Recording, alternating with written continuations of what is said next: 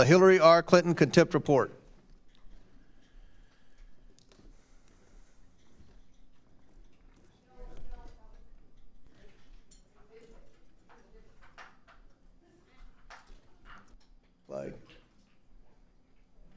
Have all members been recorded who wish to be recorded?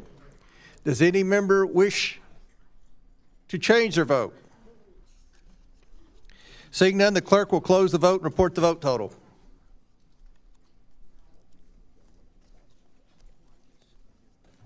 Mr. Chairman, on this vote, the ayes are 28, the nays are 15, with 1 voting present. The ayes have it.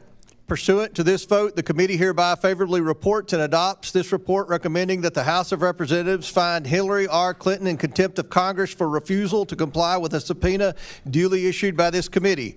We will move the report to the full House. Without objection, the motion to reconsider is laid on the table. Mr. Chairman, pursuant to House Rule 11. It is official. Bill and Hillary Clinton have been found guilty of contempt of Congress by the House Oversight Committee. Now, we'll get into what this means and what the next steps are later in the video, but it was actually even worse for Bill Clinton because there were 2 separate votes. That one for Hillary, she ended up losing that one 28-15. For Bill, according to Politico, 9 Democrats vote to hold Bill Clinton in contempt of Congress for evading Epstein testimony.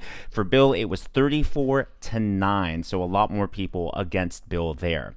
Now, keep in mind that contempt of Congress is a serious charge. When the Democrats were doing their witch hunts against President Trump and against anyone who was remotely connected to his administration or the Trump universe, off the top of my head, Steve Bannon, Peter Navarro, they went to jail, they went to prison because they were held in contempt of Congress. So now that the House Oversight Committee has found this for both Bill and Hillary Clinton, and it's likely that the House will fully pass this soon, are Bill and Clinton going to face the same consequences? Or are there going to be special rules for the elites? Are the Clintons going to get special treatment because of their last name?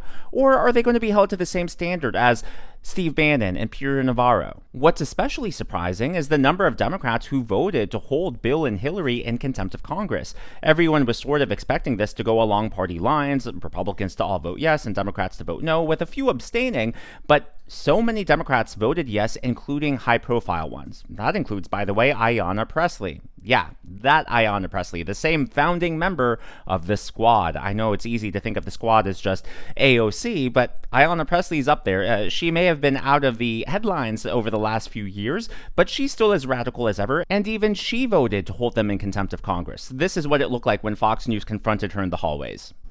Why did you vote yes in this case to hold the former president in contempt? I'll be putting out a statement. But why not tell us now here on camera? I mean, is that hard to vote for a former Democratic president to hold him in contempt?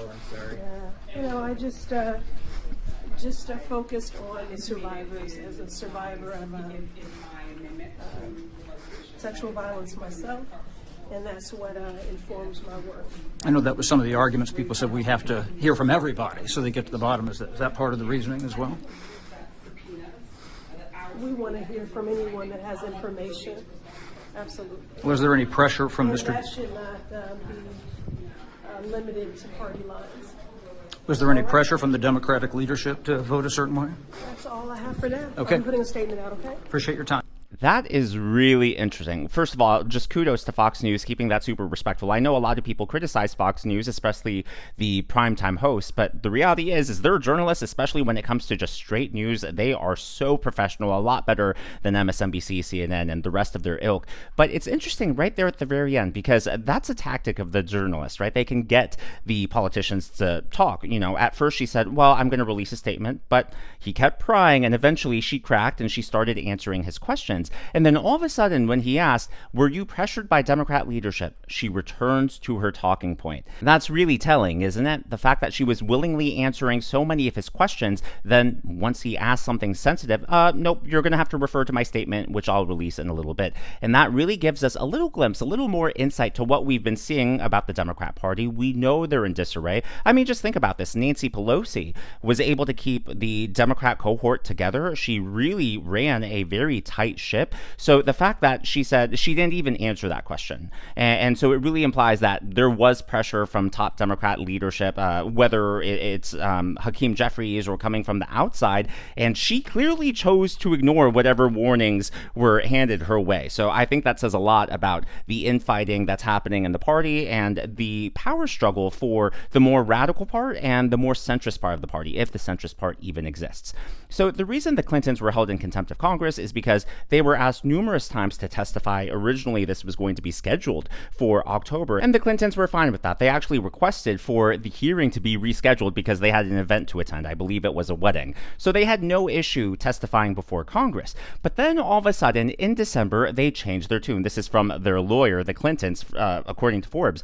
The Clintons have argued that the subpoenas against them are quote-unquote invalid and legally unenforceable. So a lot of people were worried when this contempt of Congress hearing began that nothing was going to happen, right? It feels like so many things where justice is so obvious and nothing happens is what it feels like. I don't know if you ever feel that way, but I know I certainly do. And so people were saying, this is a nothing burger, wake me up, call me when something actually happens.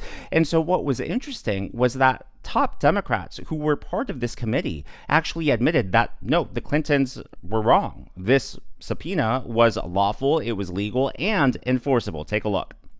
So we've done that. And then one other thing with the Clintons, and I'll yield back. One of the arguments the Clintons made, Mr. Garcia, was that our subpoenas were unlawful. Do you agree that the subpoenas we issued the Clintons are unlawful? I believe that all of our subpoenas that we have issued have been lawful, sir. Okay. Yeah, that was really early on in the hearing, and that just it set the tone. It did not bode well for the Clintons. Now, the Clintons are already trying to defend themselves in the court of public opinion. They're claiming that they did not obstruct, that they did not defy Congress, and they're proving this by pointing out the fact that they gave their own demands. They wanted to create the terms for which they would testify to Congress, but of course, that's not how these things work. So it turned into this game of he said, she said between James Comer and the Clintons. So James just said, I've had enough of it, and he released actually some emails, redacted, of course, the sensitive people, but I just wanted to follow up, this is to James Comer, on our conversation today by sharing an additional accommodation, which we hope will assuage your concerns on 2 points. Specifically, President Clinton would be interviewed in his New York City office by Chairman Comer, one staffer who could ask questions, and a note taker.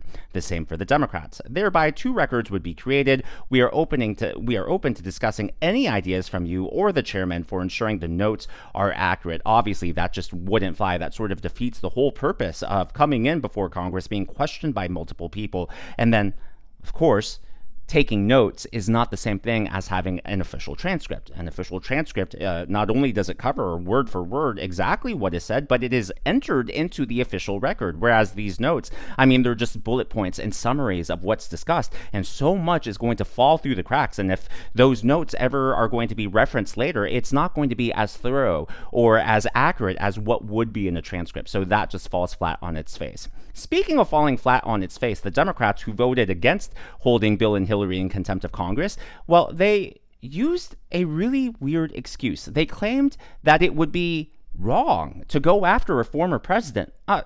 Do they not have any self-awareness? This is Dave Min from California. And again, while I think that the Clintons should be here, what we're proposing here is a very serious matter, bringing criminal charges against a former president of the United States. And I listened to you very carefully, Chair Comer, for the last hour, and I heard you describe them as delaying, as dragging their feet, negotiating for 5 months. But I never once heard you say they just outright refused to comply with the subpoena. And dragging your feet is not the same as noncompliance. It's not the same as contempt. Okay, where were you over the last 4 years when your party went after President Trump for any and everything? It just makes absolutely no sense. All of this, of course, leaves the question, what happens next? Will Bill and Hillary Clinton actually face any justice? But before we get to that, I would like to acknowledge the members of today's Governor's Club. They are Jenny Rankin, Caro B, Sherry, Super Romer, and Dennis Nevin. Always great to see all of you. These are people who give tips and super thanks to the channel. I'm glad that you enjoy, and I'm glad that you're here. Well, now that the Clintons have been held in contempt of Congress, or at least according to the House Oversight Committee, this will be referred to the full House for a vote. So as of this video, the expectation is that the House is going to vote for this. It's expected that all Republicans are going to vote yes, and even if a few vote no or abstain, it is also expected that a few Democrats will cross party lines and vote yes as well. And we already saw that with the House Oversight Committee. So if it happened at the House Oversight Committee and with people as radical as Ayanna Pressley, it's definitely going to happen when this goes before the House for a full vote. So it's realistically going to pass the House. After that, it's going to go to the Speaker of the House, and the Speaker of the House refers it to the DOJ. And then it's up to the DOJ to decide whether or not they're going to enforce this, whether or not they're going to take action. Personally, with the leadership of Pam Bondi, I doubt anything is going to happen, but in my heart of hearts, I hope that something does happen, because if Steve Bannon and Peter Navarro went to prison for obstruction of Congress, and if no one is supposed to be above the law, if we're supposed to all be equal under the law, then the Clintons should be no exception. If you're going to hold one group to a standard, then you have to hold the other group to a standard as well. And when it comes to obstruction of Congress, the penalty is $100,000 and or 1 year in jail per count. So this could be really costly for the Clintons. And look, in the age of President Trump, there's been a lot said about Congress, just throwing away their power. They're not doing anything. They're deferring to the executive branch. This would be a great way for Congress to say, not only is everyone held equal under the law, but we're claiming our power back. We're actually going to do things. So I hope that if they pass this, the DOJ, they get with the game here. Unfortunately, under the leadership of Pam Bondi, it appears that the DOJ has botched most things. The latest issue being what's happening in Minneapolis. Where are the arrests and the investigations? So much could be happening there. And to make matters worse, yesterday, Kristi Noem promised us that the DOJ was going to take action. I don't know if she spoke out of turn, but she said, quote, "In a few hours, arrests will be made in regards to that church that was stormed in St. Paul." This is Kristi Noem on the record. Pastor really did a remarkable thing there, trying to protect his parishioners. And even the parishioners, I imagine, have felt and feel intimidated. And they did, and there's going to be arrests in the next several hours, Greta. There will be arrests tied to that, and people will be brought to justice for how they violated the law in that situation. With Don Lemon as a journalist, and in the next several hours, well, it's been over 24 hours since she made that statement, and as of the making of this video, not a single arrest has happened. At least none of them have been reported publicly. And we do know Don Lemon's still making videos. We know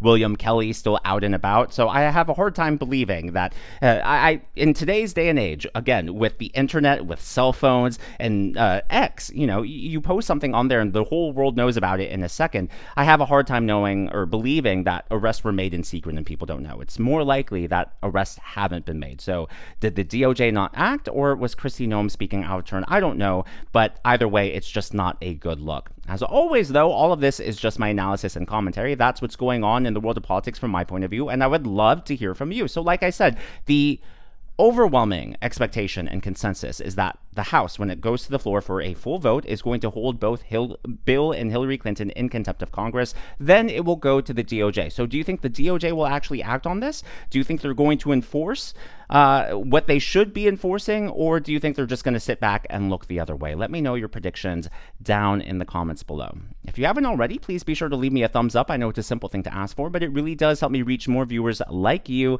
in the algorithm. Be sure to smash that subscribe button and to check out one of these videos.